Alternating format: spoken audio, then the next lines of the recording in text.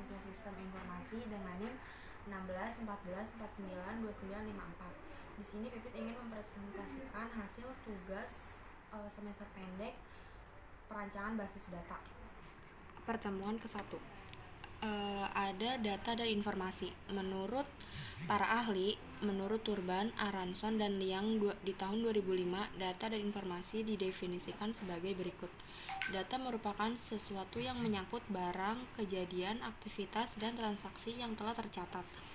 Yang telah tercatat diklasifikasikan dan disimpan namun belum memiliki makna.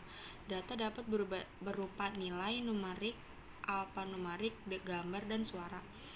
Informasi adalah data yang telah dikelola dalam bentuk tertentu untuk memberikan makna atau arti bagi penerimanya. Berikutnya ada siklus informasi. Data dan informasi akan saling berkesinambungan sehingga membentuk suatu siklus yang disebut information cycle atau siklus informasi. Data ditangkap oleh indera, kemudian menjadi inputan dalam sebuah model untuk diubah menjadi informasi bagi penerimanya yang nantinya akan membantu pengambilan keputusan dan menjadi sebuah hasil tindakan. Berikutnya ada pentingnya data dan informasi. Data dan informasi sebagai sebuah aset penting perusahaan atau organisasi. Informasi yang benar dapat menjadi suatu perusahaan atau organisasi memperoleh margin untuk melakukan aksi.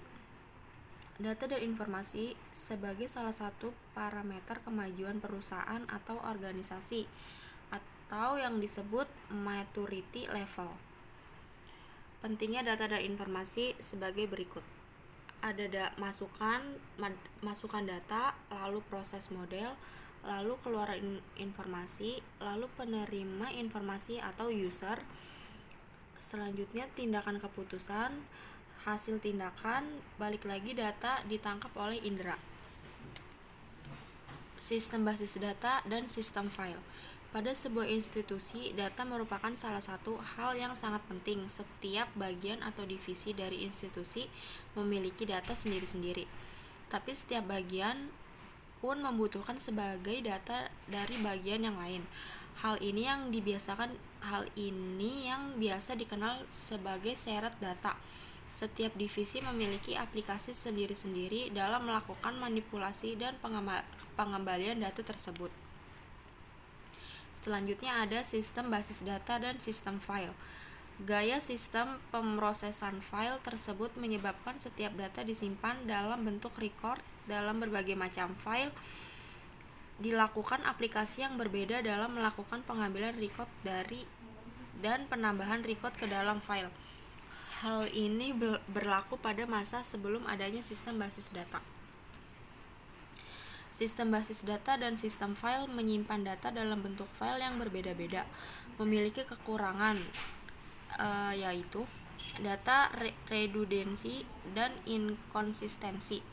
Yang kedua, kesulitan dalam pengaksesan data. Yang ketiga, isolasi data. Yang keempat, masalah integritas. Dan yang kelima, masalah keamanan. Perkembangan database. Database management system. Berikut contoh-contohnya. Ada Advanced Database System, Web Basis Database System, dan Data Warehouse and Data Mining. Definisi basis data dan sistem basis data. Basis data adalah penyimpanan kumpulan informasi secara sistematik dalam sebuah komputer sehingga dapat diperiksa menggunakan suatu program komputer untuk memperoleh informasi dari basis data tersebut. DBMS memiliki karakteristik sebagai berikut. Yang pertama yaitu software program, yang kedua supplements operating system, yang ketiga manage data, yang keempat queries data dan generates reports, dan yang kelima data security. Definisi sistem basis data: kumpulan file-file yang saling berhubungan dikelola oleh program yang memungkinkan program beberapa pemakai dan atau lainnya yang memiliki otoritas untuk mengakses dan memanipulasi data tersebut. Kelebihan pemakaian DBMS adalah: yang pertama, data berdiri sendiri atau data independence. Yang kedua, pengakses data efisien. Yang ketiga, integritas data dan keamanan terjamin. Yang keempat, administrasi data. Yang kelima, dapat diakses bersamaan. Yang keenam, recovery saat terjadi kegagalan. Dan yang ketujuh, mengurangi waktu pembangunan aplikasi. Komponen sistem basis data. Komponen-komponen pada sebuah sistem basis data antara lain ada perangkat keras, sistem operasi, basis data, DBMS atau Database Management System, pemakaian dan aplikasi lain. Berikut contoh pemakaian DBMS oleh perangkat lunak. Selanjutnya, abstraksi data. Abstraksi data merupakan level dalam bagaimana melihat data dalam sebuah sistem basis data. Berikut ini 3 level abstraksi data. Ada level fisik, level logik, dan level view. Berikut adalah contoh dari abstraksi data. Selanjutnya ada model bisnis data, model basis data. Yang pertama ada hierarchical, yang kedua ada network, yang ketiga ada relational, dan yang keempat ada object oriented. Sekian dari saya. Wassalamualaikum warahmatullahi wabarakatuh.